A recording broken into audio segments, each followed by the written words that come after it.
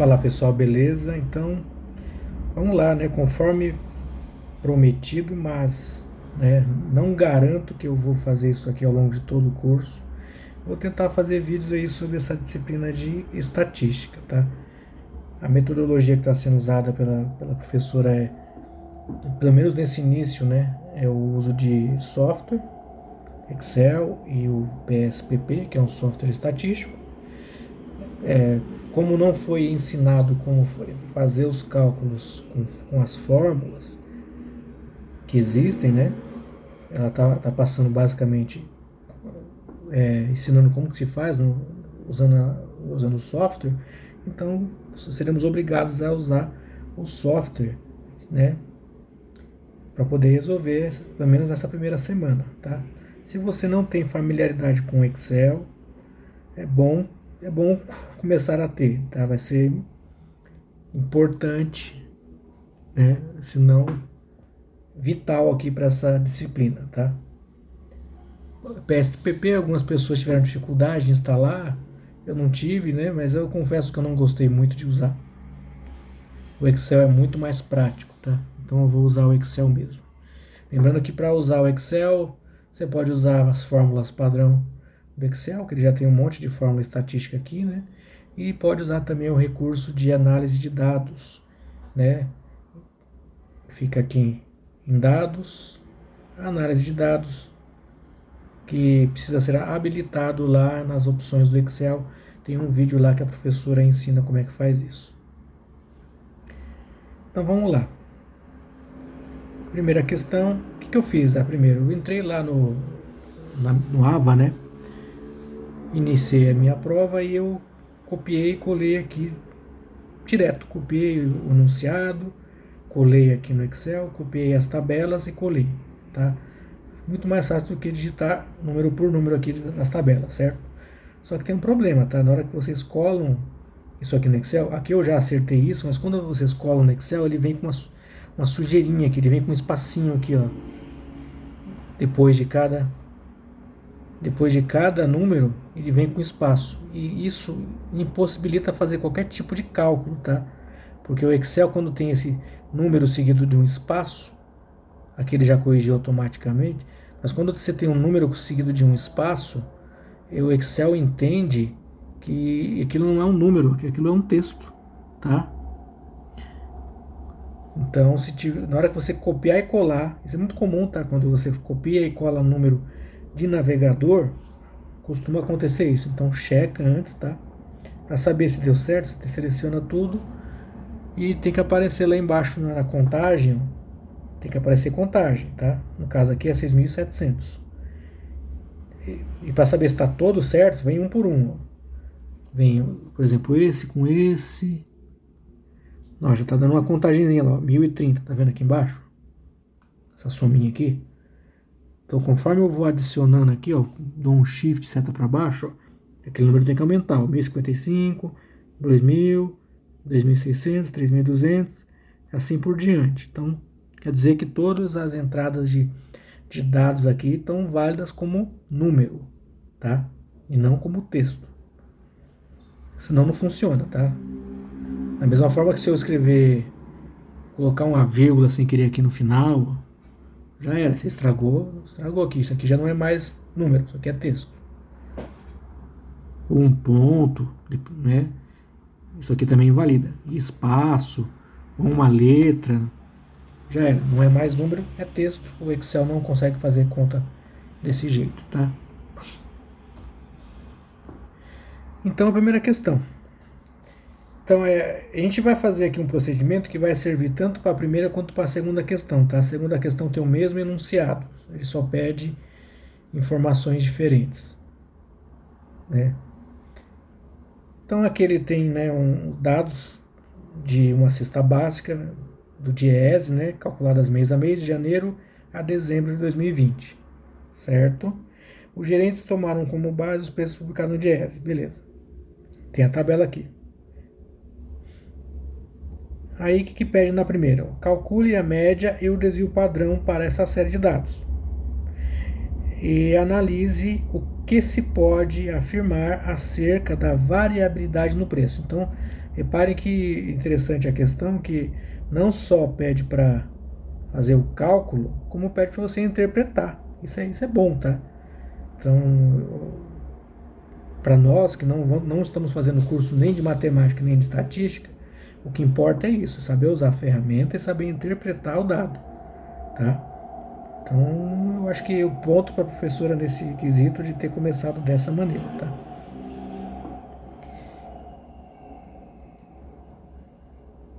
Então, média, desvio padrão, temos duas formas de calcular. Vamos fazer aqui na unha, entre aspas, tá? Usando a fórmula do Excel.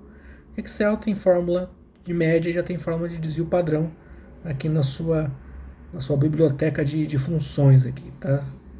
Média, eu já sei de cor, é igual média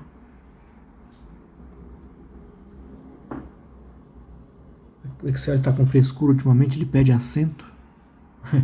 Se não pôr acento, ele não sabe o que é a fórmula da média. Então é igual média com acento, abre um parênteses e seleciona o intervalo que você quer. Certo? Dou um Enter, nem preciso fechar o parênteses, ele já vai entender que é para fechar, ele já vai calcular a minha média aqui. Se aparecer com uma ou mais casas decimais, você ajusta aqui, ó. Aqui aumenta a casa e aqui diminui casa. Ele pediu com duas casas decimais. Então a média aqui é 558,35. Desvio padrão, aí é bom, eu não lembro direito como é que é a fórmula do desvio padrão, então eu venho aqui esse FX aqui, na barra de fórmulas, e vou procurar desvio, faço uma busca aqui, né? Desvio padrão. Ele vai me retornar várias fórmulas possíveis de se calcular desvio padrão. Conforme foi orientado pela professora, devemos usar essa desvpad.a. Por que não a desvpad, que também é desvio padrão? Porque essa desvpad aqui, ó, ela é desvio padrão para população, tá? E o desvpad.a é o desvpad a partir de uma amostra. Então, normalmente, a gente vai trabalhar com o desvpad.a, que é dados de amostras, tá? E não de população. Então é o desvpad.a, dou um OK. E aqui, número 1, número 2, você não precisa, só você selecionar aqui o intervalo de dados, que é o mesmo, né? Que vem lá do B5 até o B16. Dou um Enter, OK. Já está em duas casas, o desvio padrão é 40,63. Então a primeira média já temos, desvio padrão já temos. E como é que eu analiso isso? Como é que eu sei se isso tem uma variabilidade alta ou baixa? Aí nós temos que voltar lá na aula de estatística descritiva, em que ela coloca aqui, ela não dá muita fundamentação para isso, mas a gente vai acreditar que utilizando o conceito de coeficiente, a fórmula do coeficiente de variação, a gente vai obter um percentual. Se esse percentual for até 30%, a gente considera uma distribuição homogênea, que é a mesma coisa que eu falar que essa variabilidade é baixa, tá? Se fosse um valor acima de 30%, essa distribuição seria uma distribuição heterogênea, ou seja, teria uma variabilidade alta, certo? Eu confesso que eu estou apenas me baseando no que está aqui nesse slide, tá? Eu não tenho muita base para argumentar sobre isso, né, da onde que tirou isso, mas a gente acredita, vamos usar isso aqui. Então vamos calcular o CV, né, que é o coeficiente de variação, que nada mais é que o desvio padrão dividido pela média vezes 100. Tá? Nós temos já o desvio padrão, temos a média, CV vai ser aqui, ó, igual, né? Se você quiser usar um lápis, caneta, quiser usar uma calculadora, você usa, mas estamos trabalhando com Excel, né? Vamos usar as fórmulas do Excel. Se quiser escrever aqui na célula 40,63 dividido por 5,5835, você pode escrever, mas No Excel a gente usa referências, né? Muito mais fácil. Então é igual, clico em cima do 4063, vou na barrinha, sabe aquela barrinha? Que é a mesma coisa que dividido. O operador de divisão no Excel é a barra. Divido por, clico no 558, ele vai puxar lá a célula E5, que é onde está o 558, e dou um Enter. Aqui eu já tinha feito antes, ele, se você não configurar, ele vai dar isso aqui, né? 0,07. Lá na fórmula ele fala para você multiplicar por 100 para ter em percentual, porque esse 0,07 é um valor unitário, né?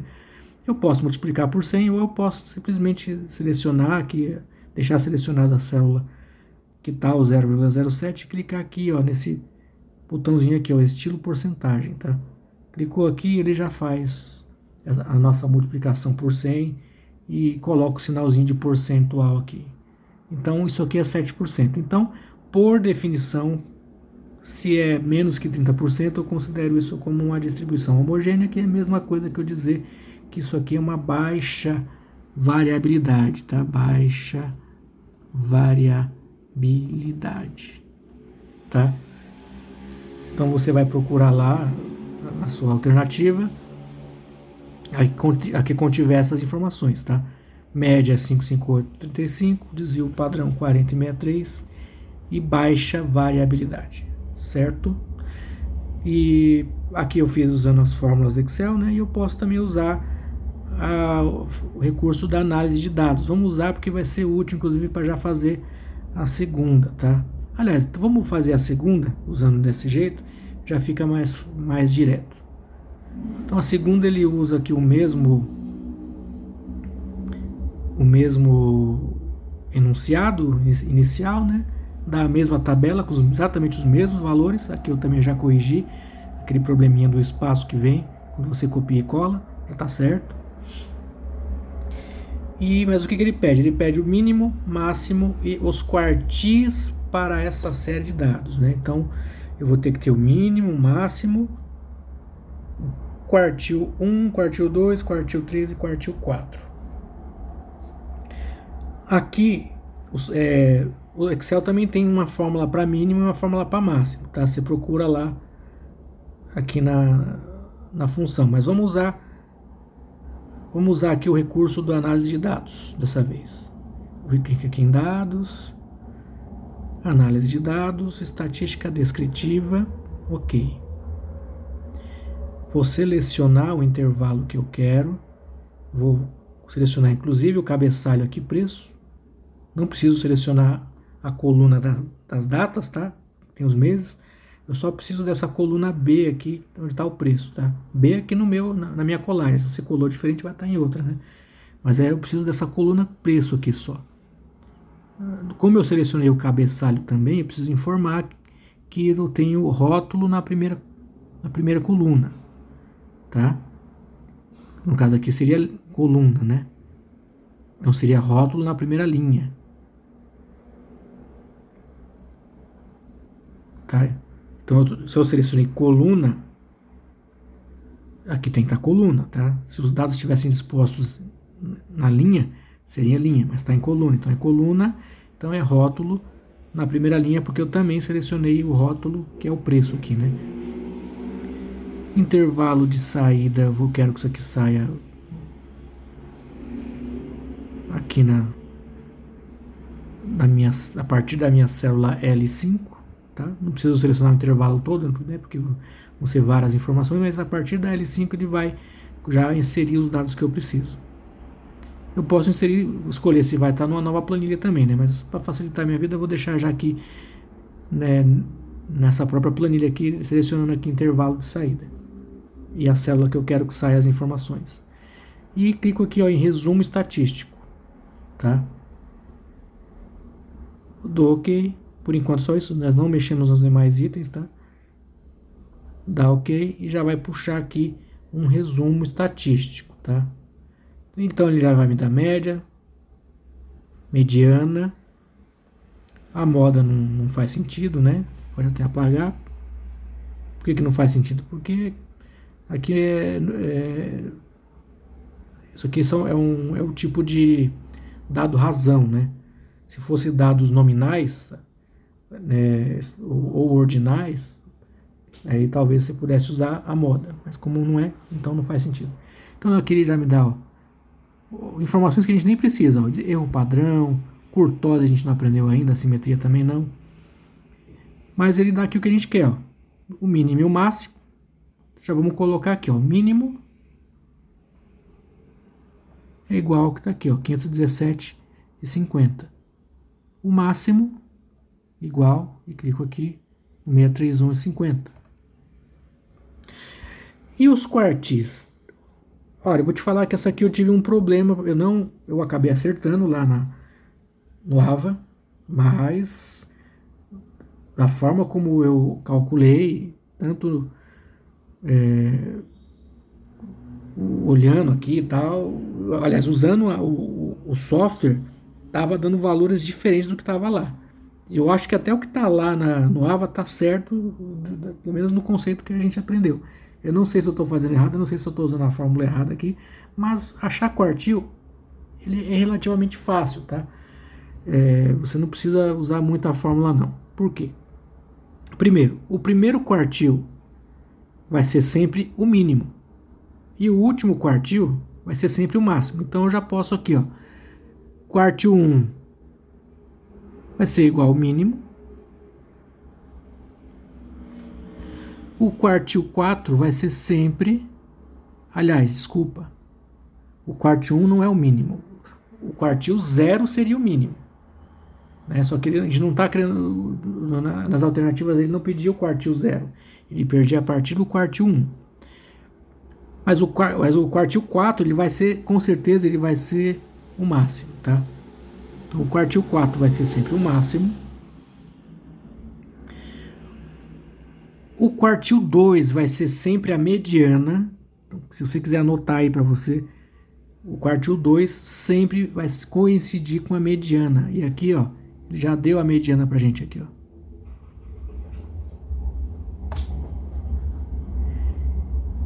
E o quartil 1 e o quartil 3?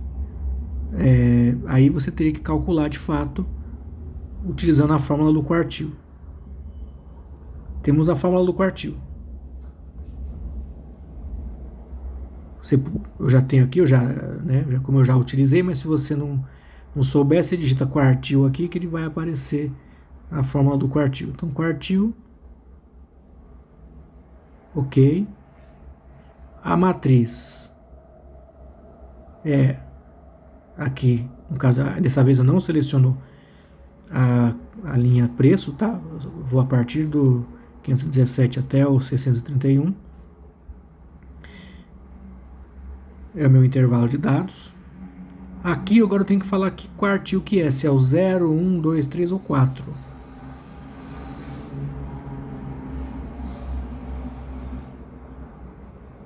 Vamos colocar, talvez, deixa eu dar um pause aqui, talvez eu já sei por que deu problema.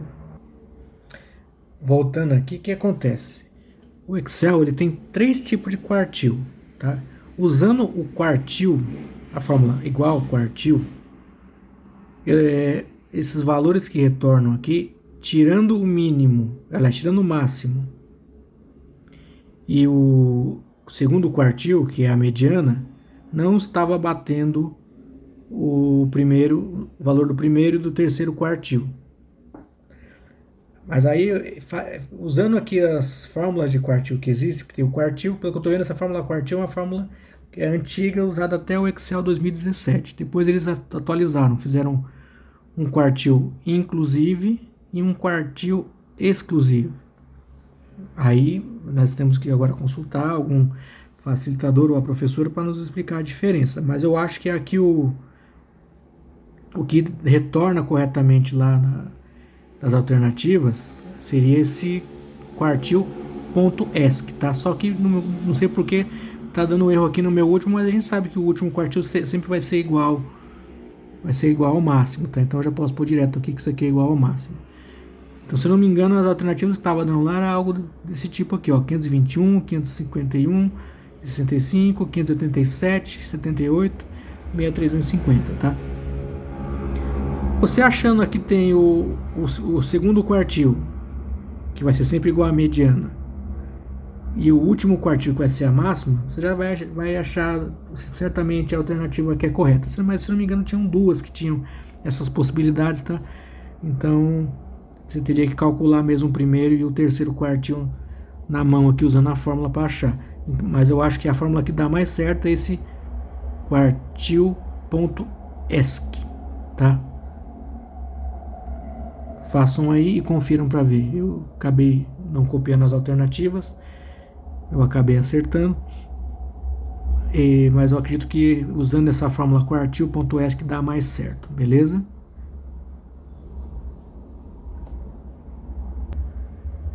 Agora a 3 nós temos aqui valores de uma ação negociada na bolsa durante uma semana pelos seguintes preços. Então imagino que essa semana seria aqui segunda, terça, assim por diante, né? Apesar de ele não informar. Mas lá na segunda deu 13,87, na terça 14,09, na quarta 13,85, na quinta 14, na sexta 13,57. Aí pede para calcular a média e mediana com base nos resultados, e com base nos resultados analisa se é possível dizer se há algum dia atípico na cotação dessa ação. Bom, primeiro que esse conceito de preço ser atípico ou não, ele depende, né? Depende do comportamento normal da ação.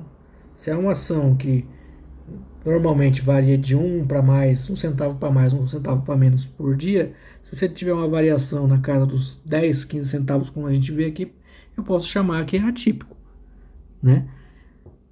Então isso é muito relativo, tá? Mas vamos trabalhar com o que a gente tem aqui. Primeiro, calcular média e mediana, a gente já viu como é que faz, é fácil, temos a fórmula, mas vamos usar aqui, aproveitar e usar o recurso da análise de dados, né? Dessa vez, reparem que os dados estão dispostos em linha e não em coluna, tá? Sem problema, a gente vem aqui em análise de dados, estatística descritiva. Dessa vez eu seleciono linhas aqui, ó, linhas, e seleciono as linhas que eu quero, que vai aqui da A3 até a E3, certo? Não preciso dizer que tem rótulo na primeira, porque não tem. Onde que eu quero que saia? Eu quero que saia aqui, na minha célula. Não precisa ser tudo isso, só na célula G8. Resumo estatístico, ok. Já temos nosso resumo estatístico. Podemos apagar a moda. O que ele pede? Média e mediana. Média. Já vamos botar aqui tudo para duas casas.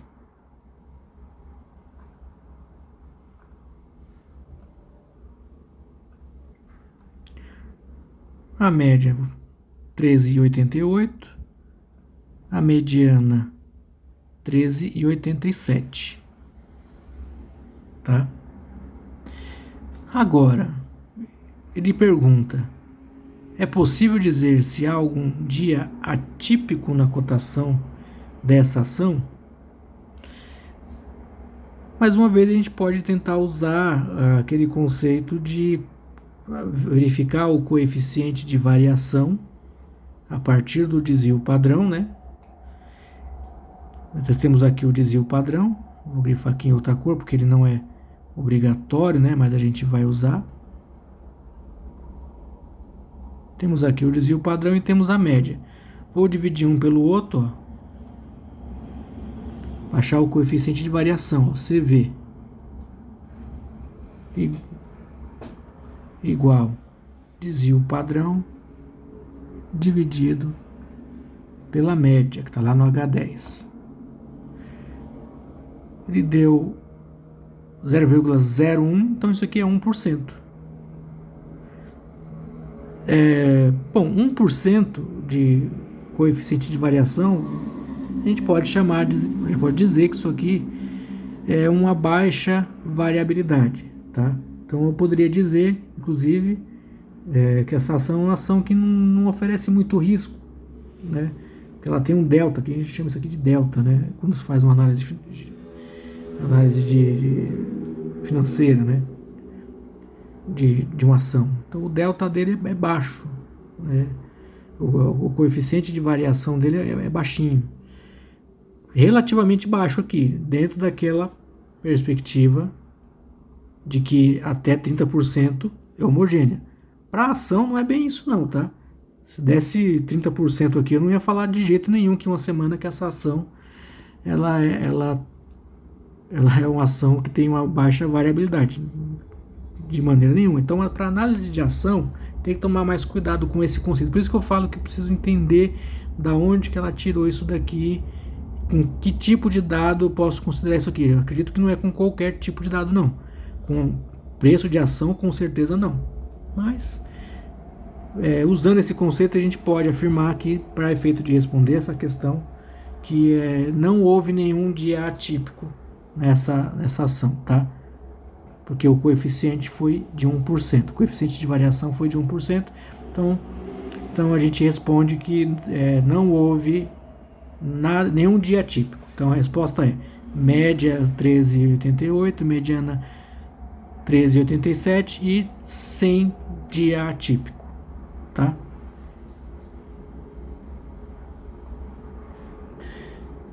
Aqui já é uma questão que envolve, não precisa fazer conta, tá? É só você pegar o conceito de tipos de variáveis, né? Tipos de dados, né? Foi dado na primeira videoaula. Aqui diz que estamos planejando uma pesquisa de mercado com clientes de um banco de varejo e coletaremos as variáveis a seguir, ó. Nome do cliente, idade em anos, renda mensal em reais, estado civil e escolaridade. Aqui a gente tem que voltar lá naquela aula de escalas de medida, tá? Então, quais são as escalas que a gente usa quando falamos de variável? Nominal, nós temos escalas quantitativas e escalas qualitativas, né? Temos duas qualitativas aqui, que é a nominal e a ordinal, e duas quantitativas, que é a intervalar e razão. Bom, nominal é a que dá nome a categorias, né? Então ele já dá até exemplos aqui, o setor econômico, país de origem. Nominal, dá nome à categoria. Se eu quero saber o nome do cliente, isso aqui certamente vai ser nominal, tá? Não vai ser ordinal, porque por que não é ordinal? Porque eu não tenho como dizer que se um nome é melhor do que o outro. Não posso ordenar isso sob critério nenhum, a não ser um critério subjetivo, de você achar um nome mais feio ou mais bonito, mas em estatística a gente não trabalha com subjetividade. Idade do cliente em anos. Vamos ver em qual que se encaixa a idade aqui. Será que é ordinal? Vamos ver aqui, ó, faixa de renda, nível, intervalar, escala de temperatura, razão, ó, idade, ó. Por que a idade é uma escala razão? Porque ela possui um zero absoluto e não um zero arbitrário, né? Quando eu falo que alguém tem 0 ano, é porque ela tem 0 ano. Não é um zero que em outra escala não é zero, como temperatura, por exemplo. O zero é zero. Então a idade sempre vai ser uma escala razão, tá? E ele também guarda as propriedades da escala intervalar. Eu posso fazer uma classificação da menor para maior ou da maior para menor. Só que pelo fato de ter um zero absoluto, idade a gente considera como escala razão. Então, idade é razão. Renda, aqui também já está falando, ó, renda. Renda também é uma escala razão. Porque da mesma maneira, ok, eu posso fazer talvez uma escala de renda, ou, né, para chamá-la de intervalar, ou ordinal, ranqueando, mas não vai ser nem ordinal nem intervalar, porque assim como na idade, a renda também existe um zero absoluto. Uma pessoa que tem zero renda, né, uma pessoa que não trabalha, não é economicamente ativa, ela não tem renda. Então, existe sim um zero absoluto para a renda. Então, a escala aqui para a renda também vai ser uma escala razão. Tá? Então, a principal dica é essa, para você saber a diferença se a escala vai ser razão ou intervalar, que são muito parecidas as duas, é saber se tem ou não um zero absoluto. Se tiver um zero absoluto, é razão. Se o zero for arbitrário, o que é um zero arbitrário? Tem até o exemplo aqui. O zero arbitrário, ele pode ser zero numa escala de medida, como por exemplo na escala de temperatura. Na Celsius, o que é zero na Celsius, na Fahrenheit é 32. Então o zero é arbitrário. Então vai ter um zero também lá na Fahrenheit. Só que o zero na Fahrenheit vai ser menos não sei quanto na Celsius. Então esse não é um zero absoluto, ele é arbitrário, tá? Já na uma escala razão, não. O zero é zero mesmo, é absoluto. É a ausência total de determinado atributo, né? Estado civil. Também da mesma maneira pode ser que alguém fale que existe um estado civil melhor ou pior, né? Talvez quem seja solteiro vai falar que é melhor ser casado, quem é casado vai falar que é melhor ser, né? Que é melhor ser solteiro. Mas aqui isso é subjetivo, então não vamos mexer com subjetividade. Então o estado civil, se é casado, se é solteiro, se é divorciado, se é emancipado, né? Então isso aqui vai ser nominal. E nível de escolaridade. Nível de escolaridade, vamos ver se eu tenho aqui um exemplo aqui. O nível de escolaridade, faturamento dependente, intervalar não. Aqui, ordinal, achei aqui ó, um exemplo aqui. O nível de escolaridade está no ordinal. Por que nível de escolaridade é ordinal? Já vou escrever aqui. Porque ele guarda essas propriedades aqui, ó. Ela exibe propriedades dos dados nominais. Então, se eu colocar lá nível de escolaridade superior, ensino médio completo, ensino médio incompleto, então você concorda que isso vai ser, eu posso até atribuir um código, né, a isso tudo, e eu posso até ordenar do menor para o maior, mas ele ainda assim vai ser uma escala de medida qualitativa e não quantitativa, tá? A diferença dela para nominal é que na nominal você não tem um ranqueamento, né, como por exemplo estado civil ou o nome da pessoa. Já na escala ordinal eu consigo ranquear, apesar de ser ainda qualitativo, eu consigo ordenar. Eu posso falar com uma pessoa que nunca estudou, está numa escala inferior do que uma pessoa que tem ao menos a quarta série, e assim por diante. Quem tem o ensino fundamental estaria numa escala acima de quem só tem o ensino fundamental incompleto, e assim, né, e assim vai. E a distância entre os números não é igual, tá? Também isso é uma característica do ordinal. Então, se eu tenho uma pessoa lá que tem o ensino superior completo e a outra tem só o fundamental incompleto, a distância entre o que tem o fundamental incompleto e o que tem o superior completo ela não é regular. Se eu tiver um no meio ali que tem um ensino médio incompleto, isso daí vai ser uma distância que não é padronizada, tá? Então essa é uma característica marcante de uma escala ordinal. Eu posso ordenar, mas a distância entre um elemento e outro não é necessariamente a mesma. Pode ser, mas não é necessariamente a mesma, tá? E já dá até o exemplo aqui, né? Estrutura de cargos, faixa de renda e nível de escolaridade. Reparem que faixa de renda é diferente de renda, tá? Quando eu estabeleço uma faixa, aí deixa de ser uma escala razão, né? Passa a ser uma escala ordinal, porque eu estou falando de uma faixa, estou transformando algo que é totalmente quantitativo em qualitativo, tá? Então, o nível de escolaridade é uma escala ordinal, beleza? É meio complicadinho isso aqui, de cara, assim, eu confesso que eu também tenho que olhar o material para saber o que responder, mas basicamente é isso, tá? Beleza, gente? Então, essa foi a atividade avaliativa da semana 1 de estatística, né? Como eu falei para vocês, não é muito meu forte, apesar de eu até gostar da disciplina, Mas é uma disciplina que é aquela coisa, né? Matemática financeira, por exemplo, eu tive bons professores ao longo da minha vida. Tá? Eu tive um ótimo professor na graduação, tive ótimos professores na pós, é, de nível internacional, inclusive. Então eu consegui assimilar bem. Já a estatística, infelizmente, eu não tive tão bons professores assim, tá? Não estou jogando a culpa só no professor, também tem a minha parcela de não ir atrás, né?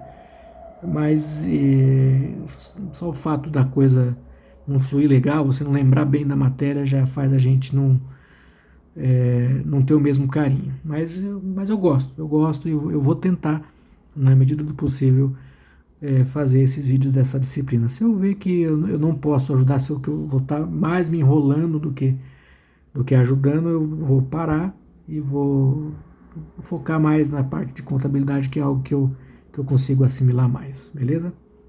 Então é isso aí, pessoal. Bons estudos.